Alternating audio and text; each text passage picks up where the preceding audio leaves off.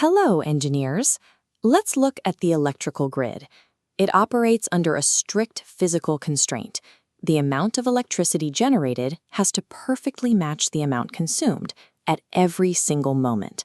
Think of it like running a restaurant. If a massive crowd suddenly shows up, you have two options. You can rush into the kitchen and aggressively cook more food to match the crowd. That is supply-side management. Or you can text some customers and ask them to push their reservations back an hour. That is demand-side management.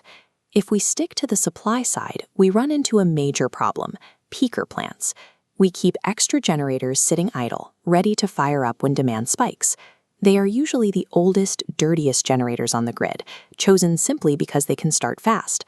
Running a peaker plant is like calling an emergency taxi because you failed to plan your route. It gets you out of a jam, but it costs a fortune and burns a massive amount of fuel per kilowatt. Demand response takes the other route. It acts like a highly coordinated public transit system. By sending signals to facilities to slightly shift their usage, we avoid turning on those backup plants at all. Modulating consumer demand requires almost zero new physical infrastructure. We handle extreme peaks through information technology and engineering coordination, rather than constantly overbuilding physical power plants for a few hot afternoons a year. This chart maps demand response programs by response speed and automation.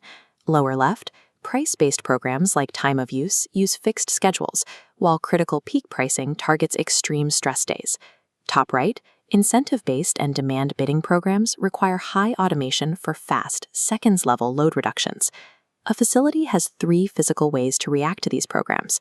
First, curtailment, simply dimming the lights or easing the AC. Second, shifting, moving a heavy process, like running a washing machine, to the middle of the night without reducing total energy. Third, on-site supply, discharging a local battery to handle the load while staying off the grid. Notice that there is no universal right answer. A data center strategy looks entirely different from a retail store's. You build your participation profile around the specific equipment and automation tools you have on site. This graph shows energy consumption during an event. In the orange phase, we deliberately overcool the space, storing thermal mass in the concrete. When the grid needs relief in the green phase, cooling scales back, and the stored cold radiates out to maintain comfort. This IT architecture makes the shift possible.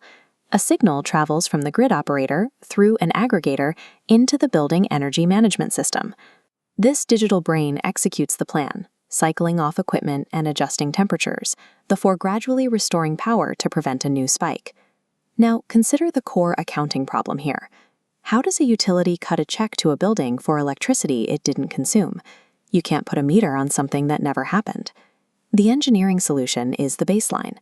We take the building's metered data from the last 5 to 10 similar non-event weekdays, apply a mathematical adjustment for the day's specific weather, and calculate an estimated normal usage. The reduction is simply the measured difference against that baseline. We solve a macro-level grid capacity issue by perfectly synchronizing a chain of IT protocols with the physical thermodynamics of local concrete and steel. Let's take these mental models and use them to dismantle the traps in Professor Faustino's quiz. In question 3, we look for constraints. The prompt describes a higher rate announced 1 day in advance for 12 days during the summer.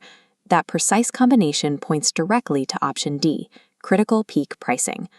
Question 8 tests our intuition on peaker plants. Think back to the emergency taxi.